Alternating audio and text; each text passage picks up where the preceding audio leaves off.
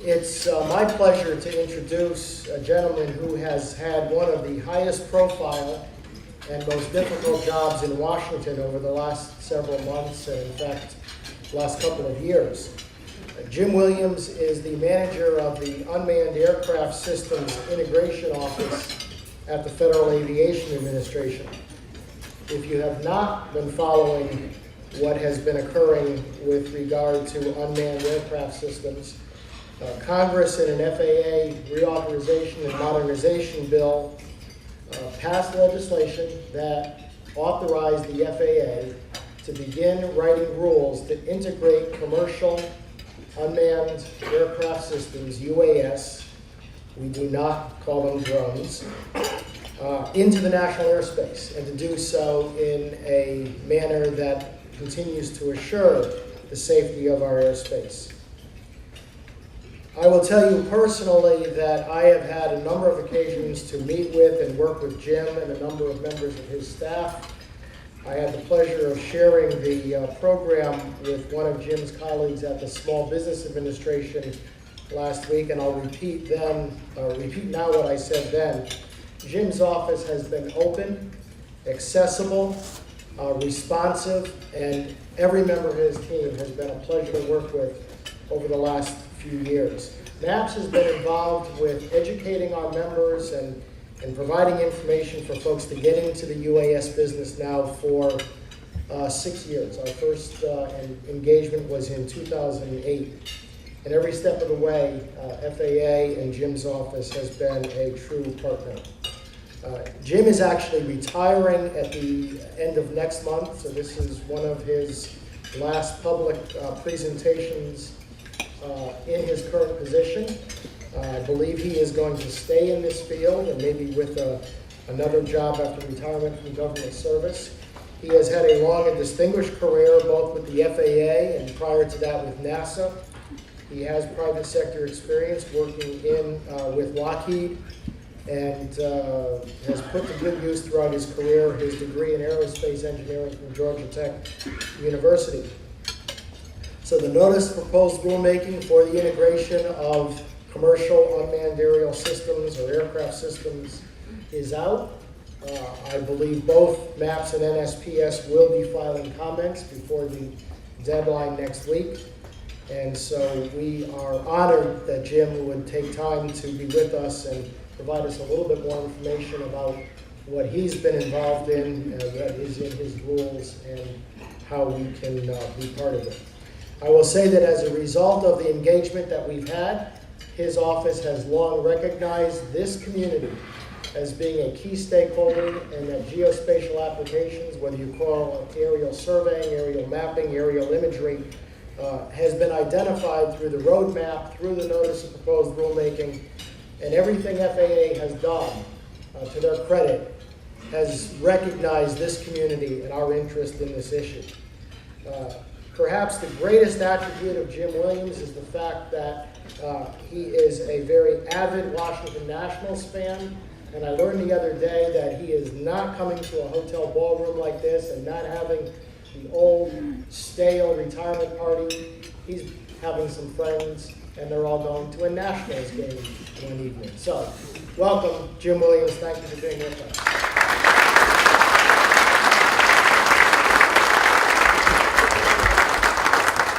Thank you for that wonderful introduction, John. That was great.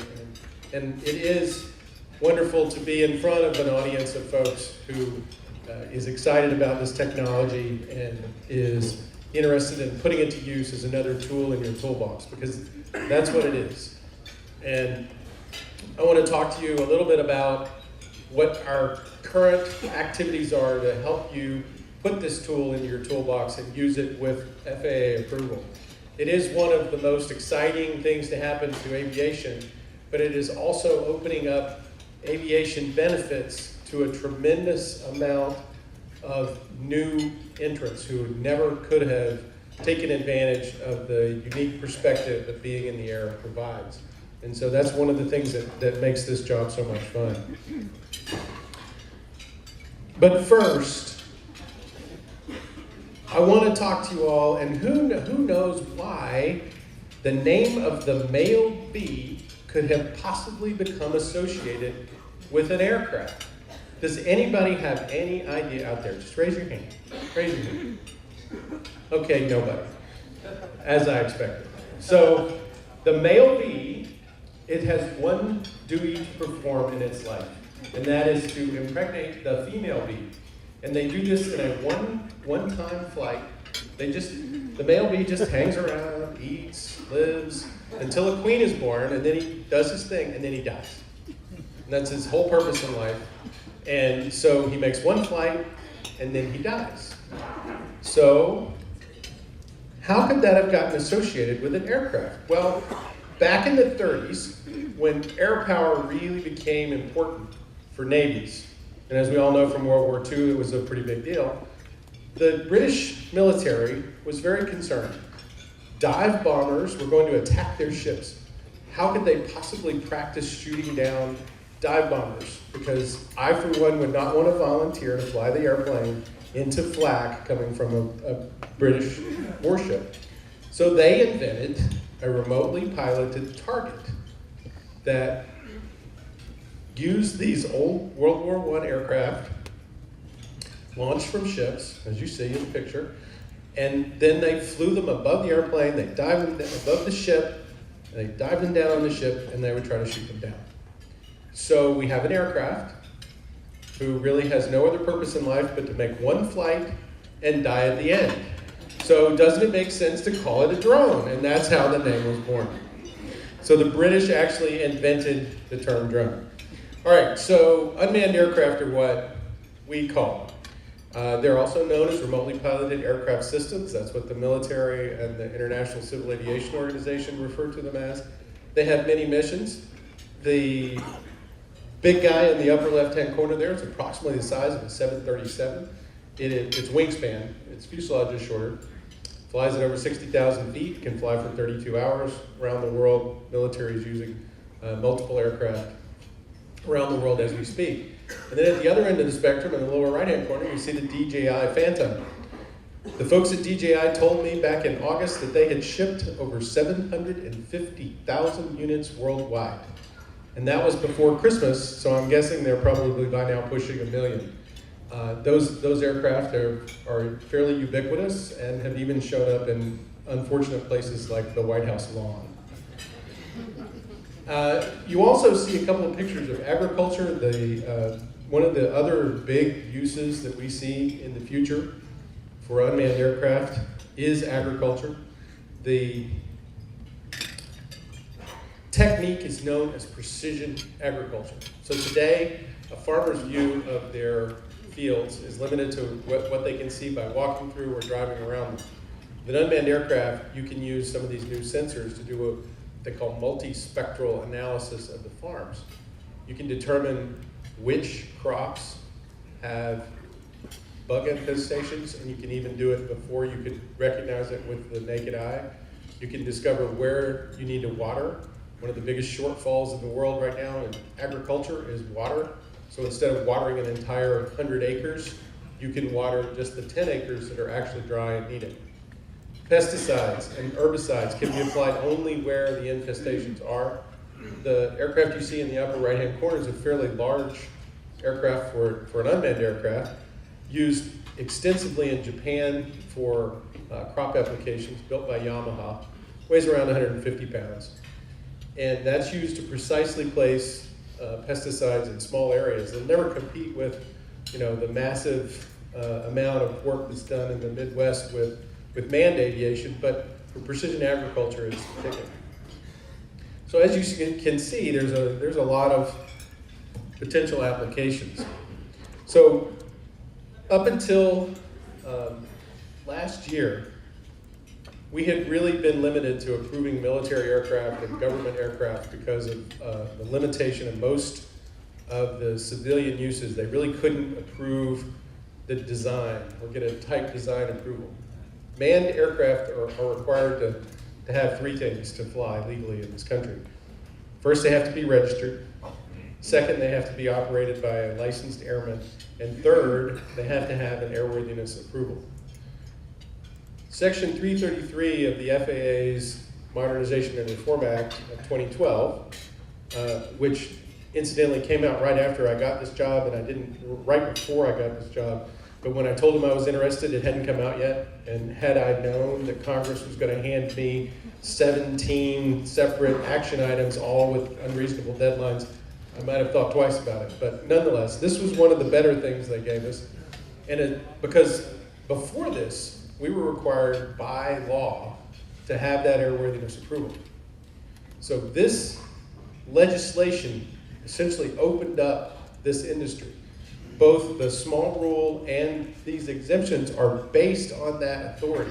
And it really was a huge enabler. So for once, Congress actually got something right.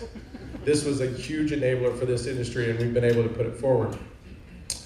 The reason I show these pictures is on the left, and I don't know if you in the back can really see it, but on the left, you see a manned helicopter, and it's filming a scene for a movie. On the right, you see an unmanned helicopter in a similar situation. I don't know about you, but if I was on one of those sets, I think I'd choose the one on the right rather than the one on the left because of that big helicopter up there flying that close to buildings and filming me on the ground. But this is significant because Lauren Reamy, who is now working for a senator, was working for the Motion Picture Association of America. And within a few weeks of me starting this job, she comes in and she says, Jen, we really need to figure out a way to allow filming in the United States by unmanned aircraft. And she essentially explained this situation to me, and she said, and I think we can use this section in the law called Section 333, and really hadn't thought through it at all, but they had a great situation because they were already doing a very dangerous operation with manned aviation. But in order to do this dangerous operation as safely as possible, they have this extensive set of rules that any member of the Motion Picture Association of America has to follow in order to use manned aircraft on a set. And they said, we can take those same rules, we can use an unmanned aircraft, and we can do it safer and better. And so through her urging and her efforts, and through my advocacy inside the FAA, we were able to put together this process that now is called the Section 333 exemption process. So I always like to give props to the MPAA and Lauren Reamy for getting this all started. This is another example of where I think you can see that the unmanned aircraft really provides a lot of benefits. So on the left, you see two poor guys in fire suits trying to do some work around a flare stack. Now, for those of you who aren't familiar with oil and gas production, these things burn off the gases that are produced when a refinery or other processing plant generates waste gases. That's essentially the pressure relief valve for the system. If you don't have this flame going, you have to shut down the whole system.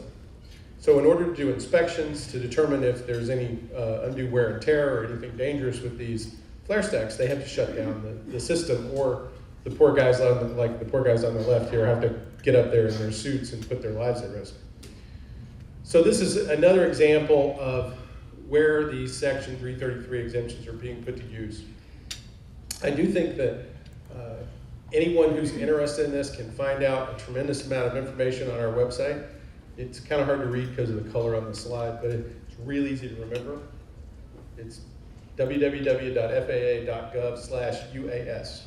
That's not /drone, that's /UAS. And we have a great website, lots of information. It has instructions on how to go about filing your application for a Section 333. And I think it's pretty self-explanatory, but if you need help, there's lots of folks in town who are happy to sell you help. Okay, now obviously Section 333, we're using an exemption process, and the exemption process is supposed to be for the exceptions. It's not designed as an approval process, so it's a little bit cumbersome. We've done a lot of work recently to speed it up, but ultimately where we need to get to is a rule. So a little less than 2 months ago, we put out, with a lot of fanfare, our proposed rule. And this rule is fairly remarkable and surprised a lot of people because we really tried to find the most flexible structure that we could provide to move this technology forward and make it easier to access. So I'm not going to walk through all the provisions. The rule is out there if you want to read it. There's a very good preamble that explains why we did what we did and how we justify it. It's all online, and you still have 10 days to comment if you wish. The comment period closes on the 24th of April. And at this point, we have no plans to extend it. So anybody counting on getting an extension, I wouldn't count on that. Because we think there's enough energy out there of people that want to move forward that it would be better to do additional rulemaking later rather than hold this one up. So the approach we took with this wasn't to go in and change all of the existing rules to try to make it possible for unmanned aircraft. We essentially wrote a whole new rule part. So we said, forget about everything else in the rule book, just follow this. So we brought in the rules that we wanted to continue to use, and we created a lot of new stuff. Like, for example, operator approvals. So we don't call them pilots. So we still have a law that says we have to, if you're going to fly a civil aircraft in the United States, you have to have a pilot certificate.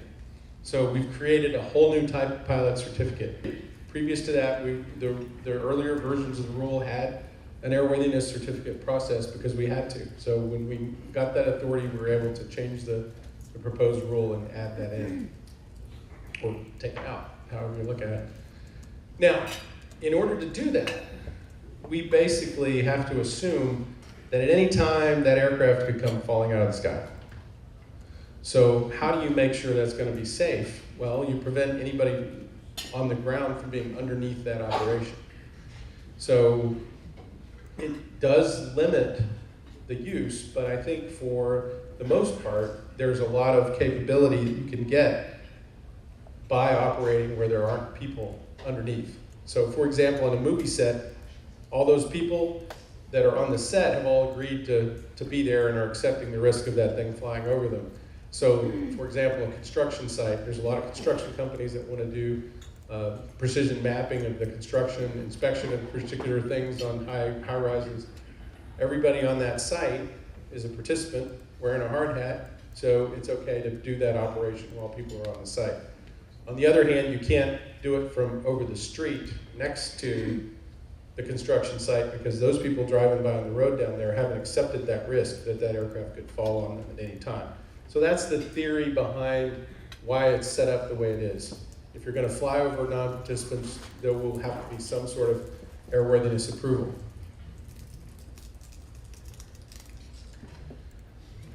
Ultimately, the unmanned aircraft must give right-of-way to manned aircraft. So basically, you got to get out of their way, and that's one of the other ways we're maintaining the safety of the system.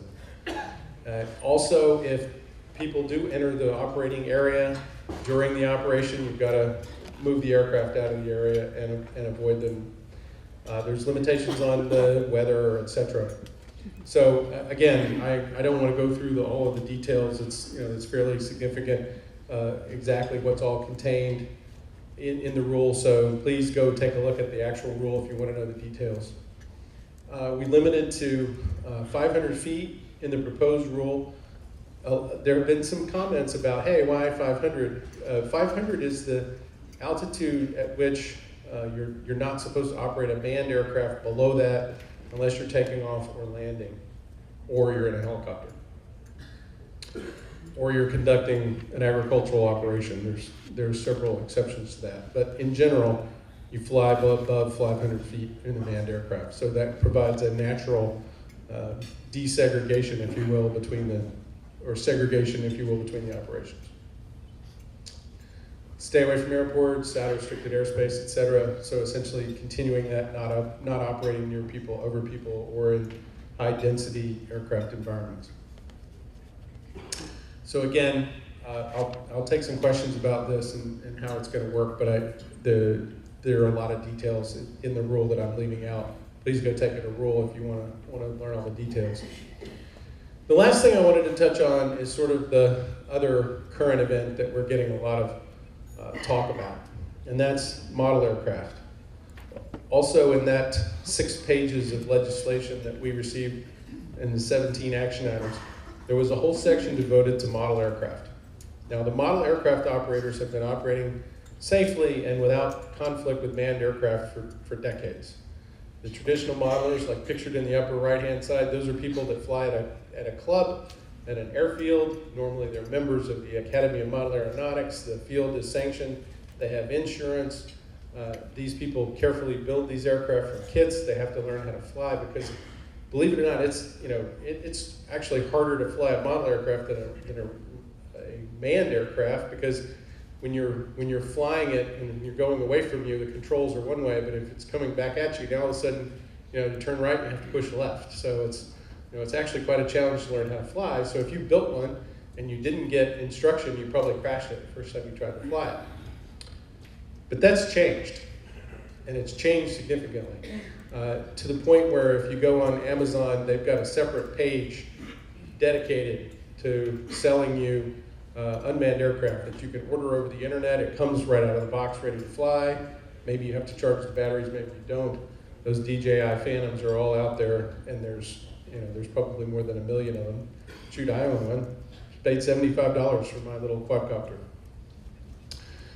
So a lot of people out there are flying who aren't really aviation folks.